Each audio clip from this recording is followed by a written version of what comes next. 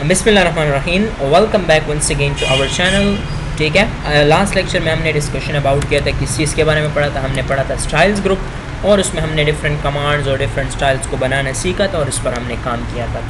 आज के इस लेक्चर में इंशाल्लाह हम कवर करेंगे कौन सा ग्रुप, एडिटिंग ग्रुप। ठीक है, एडिटिंग ग्रुप और इसके जितने भी हमारे पास फीचर्स एंड फंक्शंस है उनको इंशाल्लाह हम डिटेल से जो है आज की इस लेक्चर में स्टडी करेंगे। ठीक है, तो देखिए सबसे पहले तो हम इसमें जो कमांड देखेंगे वो हमारे साथ बहुत ही ज़्यादा लाजमी है। उनमें हम 3 कमांड्स को स्टडी करेंगे। फर्स्ट को हम कहते हैं फाइंड। ठीक है, कौन सा कमांड? फाइंड हो गया। Second one is known as replace and third one हमारे पास हो गया गो टू। ठीक है, और अगर आपसे कोई पूछे कि इन तीनों को एक साथ में क्या कहते हैं, तो इन तीनों को हम जो है एक साथ मतलब जो इसको प्रोनाउंस करते हैं इनको हम एडवांस फाइंड बोलते हैं। ठीक है, कौन सा फाइंड?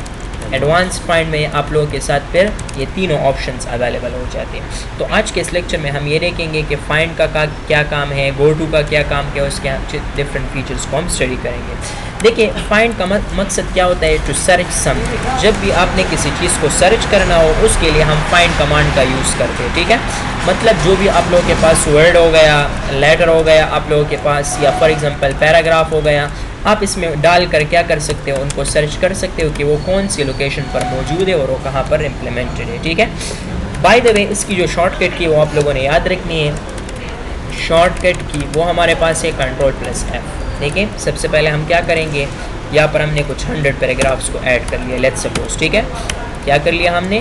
100 पैराग्राफ्स को ऐड। फिर इसके बीच में मैं यहाँ पर आता हूँ, आप लोगों के पास different types of commands and features है। ठीक है, यहाँ पर मैंने क्लिक किया, यहाँ पर मैंने लिखा हेलो, या लेट्स सपोज मैंने लिखा DIT। क्या लिखा मैंने? DIT। फिर मैंने यहाँ पर DIT ऐड किया। फिर मैं यहाँ पर थोड़ा सा ऊपर आया और यहाँ पर मैंने एक वर्ड ऐड किया जिसको हम बोलते हैं इंग्लिश। क्या बोलते हैं हम? अब अगर मैं आपसे कहूँ कि मैंने DIT वर्ड कहाँ कहाँ पर ऐड किया, ज़रा आप तो फाइंड करके तो दे, तो आप इस तरह नहीं कर सकते। आप एक एक पेज देखेंगे, लेकिन अगर हम चाहते हैं कि इसको फाइंड कर ले तो Ctrl+F प्रेस करेंगे, नेविगेशन आ जाएगा। अब इसमें सबसे पहले हम DIT देते हैं, तो देखिए DIT 2 जगहों पर है, रिजल्ट्स 2 है। फर्स्ट ये यहाँ पर मौजूद है और सेकंड ये हमारे पास यहाँ पर इस फलाना पेज में मौजूद है। दूसरा अगर यहाँ पर हमने वर्ड लिखा था कौन सा? इंग्लिश, तो हम देखते हैं कि इंग्लिश वर्ड हमने कहाँ पर लिखा है। अब अगर इसको आप मैनुअली ढूंढते हैं हमारे साथ बहुत ज़्यादा टाइम वेस्ट करते हैं, लेकिन इसका फ़ायदा क्या होता है कि मतलब कम वक्त में बहुत ज़्यादा फ़ायदा हमें रहता है। इस तरह अगर कोई आपसे बोले कि मुझे वीडियो वर्ड सर्च करके दो, तो देखें वीडियो वर्ड यहाँ पर क्या है, डिफरेंट जगहों पर यहाँ पर हमारे पास एडेड है। ठीक है, तो अब अगर आप चाहते हैं कि नहीं जी मुझे तो फॉर एग्जांपल वीडियो वर्ड को क्या करना है, मुझे वीडियो वर्ड को रिप्लेस करना है, तो अब रिप्लेस फंक्शन का क्या काम है कि हम किसी ओल्ड वर्ड की जगह न्यू वर्ड को ऐड कर दें। न्यू वर्ड को क्या कर दे? ऐड कर दे। इसको हम बोल सकते हैं इसकी रिप्लेसमेंट कर दे। मतलब जिस तरह हमारे पास एक कंपनी में बंदा काम कर रहा होगा तो उसको हटाकर दूसरा बंदा उसकी जगह ले आता है, तो इस तरह रिप्लेसमेंट क्या काम करता है। ठीक है, जिस तरह हमारे पास ये दरवाजे, इसको मैं हटाकर इसके बजाय दूसरे दरवाजे लगा देता हूँ, तो ये इसकी रिप्लेसमेंट हो गई।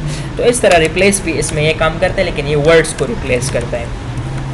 इसकी जो शॉर्टकट की है वो आपने याद रखनी है। इसको हम Ctrl+H के साथ ऐड करते हैं। कौन सी की के साथ? Ctrl+H।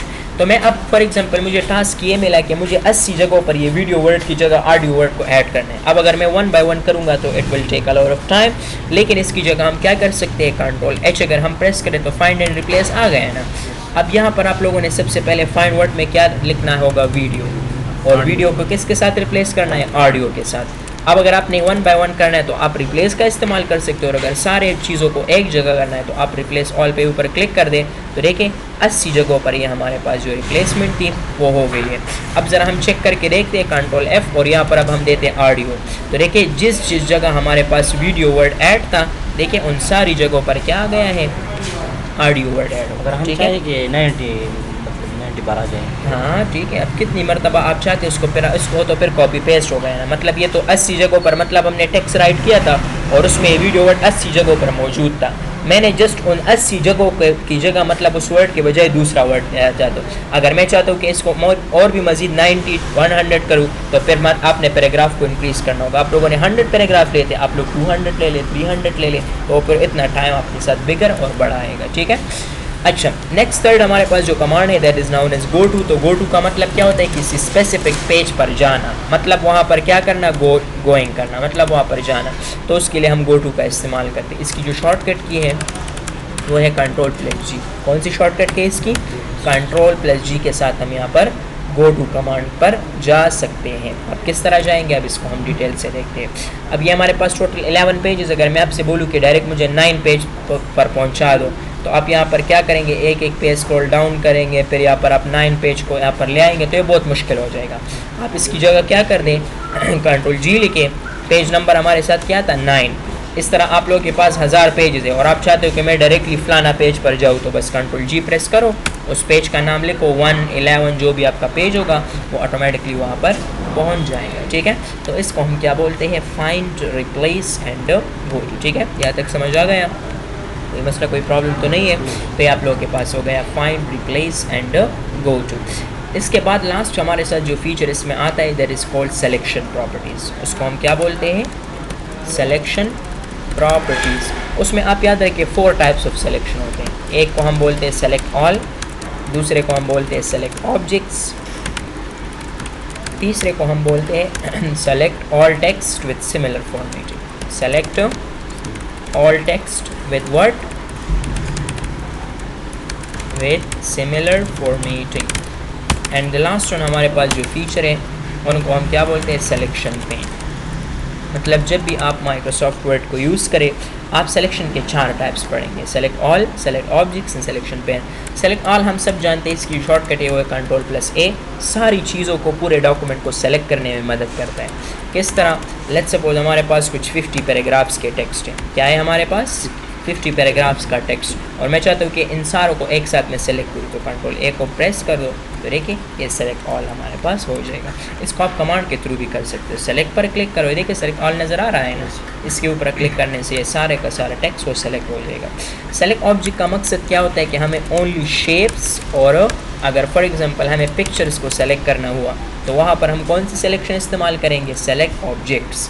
किस तरह आप लोग एग्जाम्पल मांगेंगे, तो चले आप लोगों को एग्जाम्पल देते हैं। हमने यहाँ पर एक शेप ड्रॉ किया, क्या ड्रॉ किया हमने, एक 2 शेप्स यहाँ पर मैंने ड्रॉ किए।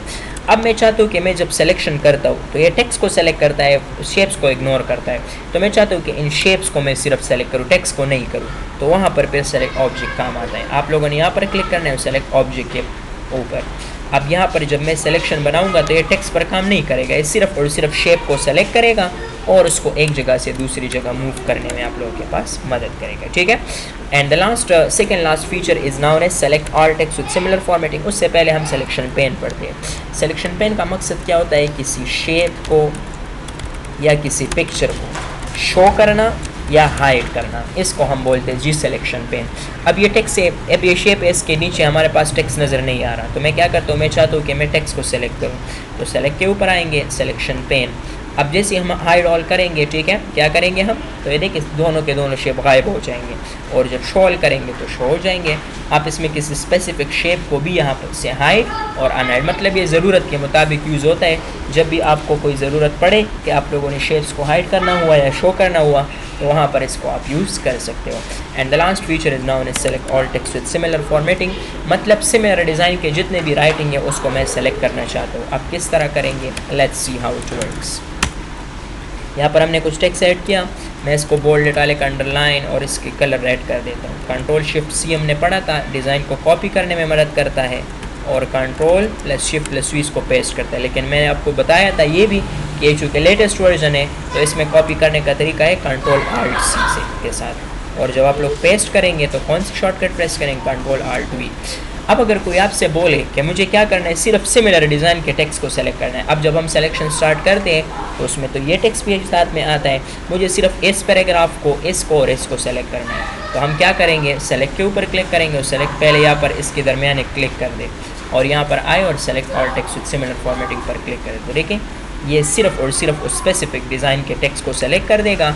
अब आप इसमें जो है एडिटिंग वगैरह एक साथ कर सकते हो, और इसमें आप लोग डिफरेंट डिज़ाइंस को भी ऐड वगैरह कर सकते हो। ठीक है, इसमें तो कोई मसला कोई प्रॉब्लम नहीं है।